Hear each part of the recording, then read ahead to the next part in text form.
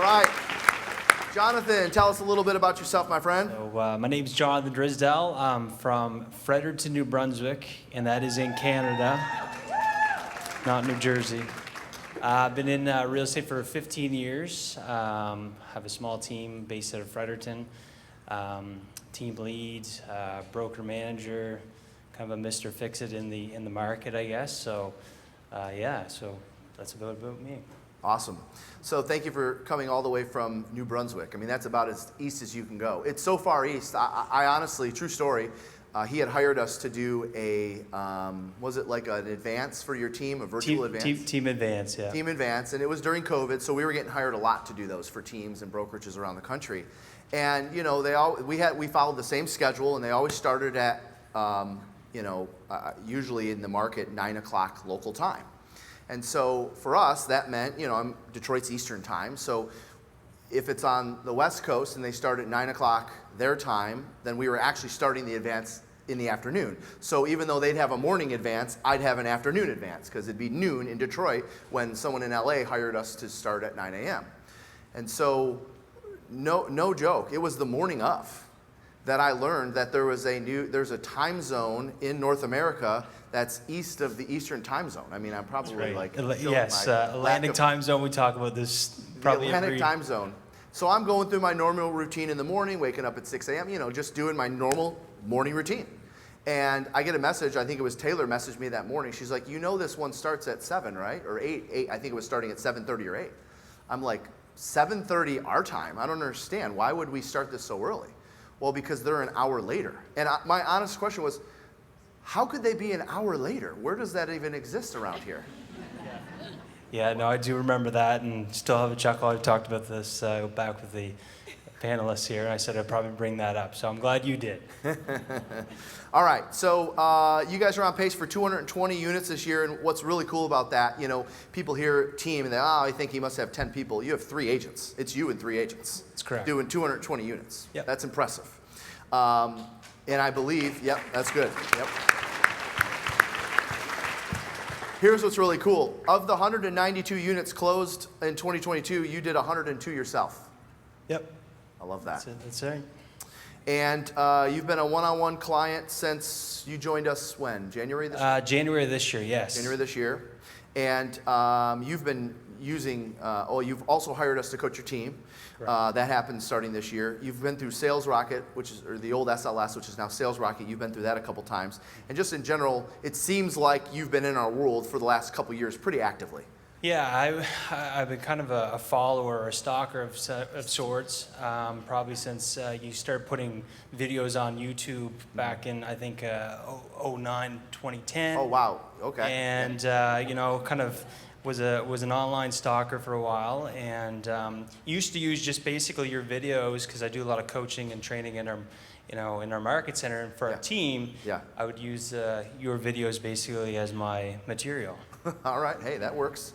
So talk to me about last year to this year. You're going to have an increase in business when that's not common in most markets. So what is the biggest thing in that increase in your mind? So we really had to kind of vamp this past 2 years, coming out of the COVID market where, there was a lot of low-hanging fruit, as most of us would know in this room. Skill set wasn't really needed as much. Mm-hmm. And, I was always used to being kind of in that skill set position and being in a spot where I was always competing for a listing or a buyer or, an investor. Mm-hmm. And so I knew as we saw the market turning, I said, we really got to ramp up, our skill set and sharpen our tools. Yeah. And I said, it's really going to come back to the basics. And there's no magic sauce or something that's going to just put us above and beyond. We got to get back to the skill set. So we made a really conscious effort last year, about this time last year actually. I said, we're going all in on this. Yep. And I'm going to dedicate it. I'm going to make sure that I lead by example. And and show the rest that this is what we should be doing. So. And so, what do you mean by go all in on this? What did you go all in on? So, typically, like I've always done different courses, and I've had coaches in the past, And I've kind of been on the fence. I said, should I jump in on this with Glover U, or, and I've been to a couple of your So you've events. been kind of on the sidelines, observing, taking advantage of the free that- resources. You've booked us for a few things. Yes, correct. And so not to get back that I'm a stalker, but I was a stalker at first. I reached out second, had some, group sessions, team advances, those types of things. Yep. But I really said to our team, we sat down and we analyzed where we are, where we were going, and what the market was. Yeah. And we said, guys, if we're gonna do better, we got to do something different. Yeah. And to do something different, we really got to be all in on something. Yeah. And I saw this as a great investment, and my team in Market Center would say the same. Yeah. And when he says great investment, I mean, it's not cheap. I think what's your monthly cost? Canadian dollars or American? Either. Well, I mean, we spend, we're spending, if you're looking at Canadian dollars, about $70,000 a year. $70,000 a year on Glover U coaching for you and your team. And what kind of outcome will you see with that investment? Well, I'm already seeing it already. I mean, we're tracking numbers at a higher rate right now. Our conversion rates are way better than they were even in Q1 Yep. or Q4 of last year. Yep. So we're heavy on tracking, and one of the big things is that we've noticed, and I've noticed the confidence in the agents on my team, especially they're walking with a little bit more, I guess, spunk in their step. Swagger, yep. And when they're going to appointments, whether it be with buyers or sellers, I feel like they know that they have the confidence that that's their listing to get. Yeah. And they know how to do it, and we talk about flipping the switch. So it sounds to me like a lot of the focus has been on sales skills. 100%. Yeah. And I know one thing that you've been working on is a strong routine and teaching your team how to have a strong routine, you yourself having a strong routine. What does your current schedule look like today versus what it might have looked like before? So my schedule before, and my wife is here, so she could attest to this, is that my schedule before was I was busy being busy. Yep. I did do a lot of transactions, of over 100 for the past 5 years. Yep. But I was leaving a lot on the table, to be quite honest with you. Like, if I go back and look at the business that I left on the table because I was too busy kind of servicing and not staying in the routine Yep. of my business. Yep. So I was actually sick and tired of even thinking about how much business I was potentially walking out the back door. Yeah. So for me, that came with that point last year as well, is that I made the conscious effort to say, hey, Johnathan, you got to lead by example here, and you're telling everyone else your schedule matters, and you got a time block, and you got to make time for this and that, and put your vacations in there, put your family time in there. Yep. And I wasn't doing any of those. Yep. So for me this year, I made a cognizant effort to I plan everything on Sunday for the week, Yep. week in advance. Yep. And basically, I've got my, I've got to make my appointments, and Yep. I know when I got to be home to help out. I've got 2 young kids, a year old and 5 years old, so Yep. I got to be able to help Got your out, hands full. and I want to make sure I'm there for them as well to, not miss their childhood and, Yep. and all those things. So that's really important to me, and so I heard today, like, my who is probably my wife and kids, Yep. but my who for my professional life is Glover U because of this. So you guys have really done a lot for me to be able to really kind of invest in myself, but also make sure that I'm scheduling myself accordingly. Yeah. Well, I appreciate you saying that. You're shifting your business. One of the things that you've been working on since joining Glover U is shifting from buyers to more sellers. Talk to us a little bit about that. Yeah, so, and again, as you're probably going to ask next, I've been having a really tough time trying to, over the years, to say no to a client. Yeah.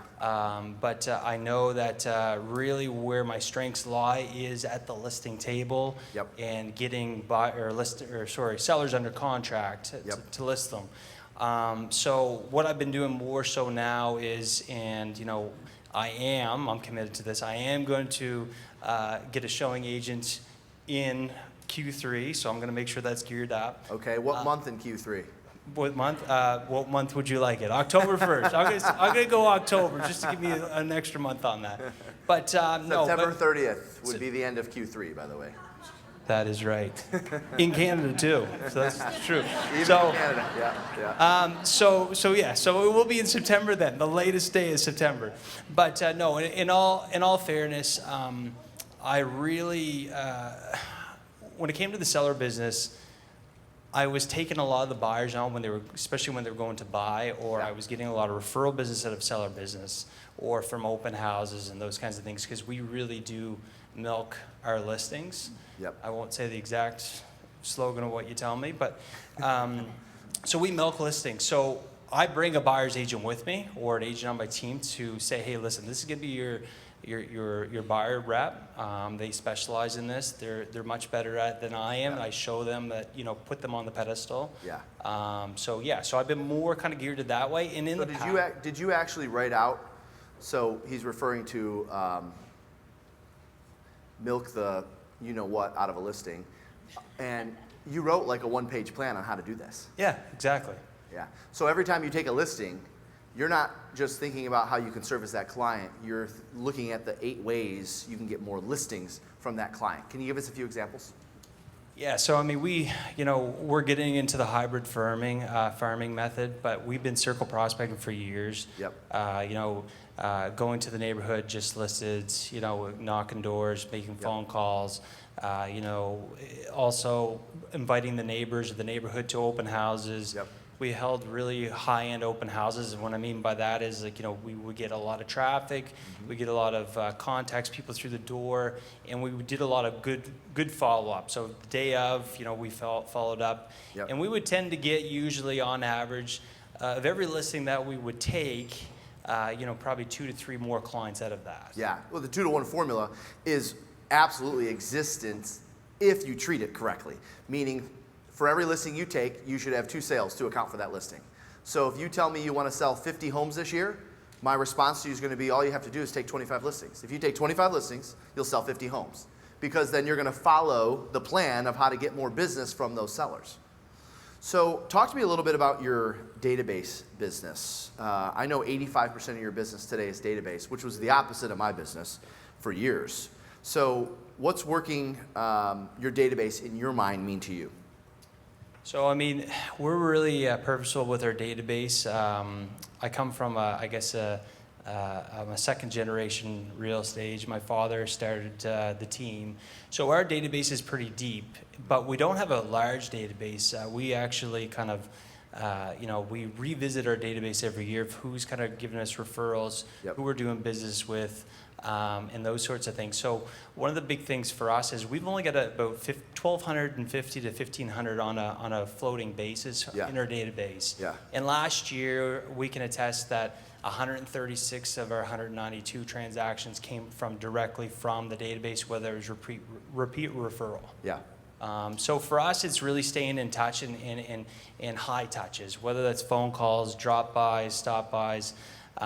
Okay, so by high touches you mean face-to-face, or where they're hearing your voice. More of that and less of the, drip campaigns or postcards or text messages. And I mean, we still do have our CRM, and it's not your mundane stuff that goes out. We customize it, but really for us, it's getting on board with the belly-to-belly, face-to-face, Yep. and really trying to make sure that they see us as a presence in the community, in their neighborhood. So, and we invite people out. We have a lot of different kind of giveaways and things that has done really well with us, and we have kind of our VIP list, or our core advocates that we really kind of work with within that as well. And that's where you do added stuff to that group. That's correct. Yeah. Good. Last question I have for you, Johnathan. One thing I'm really impressed with is, when I first met you, it was without question, you're a high C analytical personality style. And one thing we know, and we've coached, a lot of high Cs through the years and worked with a lot of analytical real estate agents. And it's one of the toughest clients of the 4 styles to coach. And the reason is because of the classic analysis paralysis. And would you say you dealt with that at some point in time? Yeah, I mean, I would say, a lot of people talk about leaving this, say even this event, and taking 20, 30 pages of notes, and then having the smartest bookshelf out there because they put it on the bookshelf and they never look at it again. Yeah. Well, I was probably the king of, taking coaching or programs and having all these great ideas and implement, almost to the point where they're implemented. And I was like, well, you know what, this isn't perfect. Yeah. So we're just going to hold off on that. Yeah. And there's a lot of people in the audience that can relate to that, by the way. Yep. And Jeff, told me, he says, you got to get out of your own way. And realistically, don't let perfection get in the, basically don't let perfection get in the way of progress. Yeah. And for me and my team, that was a big thing because I was holding my team back. Yeah. Realistically, because basically I was, at the end of the day, calling the shot. Yep. And I was just not implement something that I probably should have long before. So how did you, there's still probably people in the room, high C's especially, that are like, okay, you can say that, progress over perfection, but like consciously, how did you make that decision to let go of that in your personality style? Well, so yeah, I think one of the big thing is that you gave us something real quick. I would say probably during the second or third group coach with our team, and it was the buyer power checklist. And I said, guys, let's dive in on this. I was like, buying power checklist. Buyer power, yeah. And for me, I said, well, this is easy. Let's, me being the person that would probably hold back and wait till the logo looked right and everything else. We implemented that right away because I noticed there was a struggle with our buyers agents getting contracts under timing of it was under perfect. contract. It was perfect. We implemented that within 5 days. That's the quickest I probably have ever done anything. Yep. And honestly, just within that first weekend, seeing our agents come back on a morning huddle Monday, saying, "Hey, this works." Yeah. And I was like, "Well, of course it does. Of course it does." Hello. But no, and so that opened my eyes up to say, I got to get in my own way and just start making progress. Yeah, love that. Awesome. Thanks, Johnathan. Let's hear it for Johnathan and our entire panel. Thank you, guys. You may. Thank you. Thank you.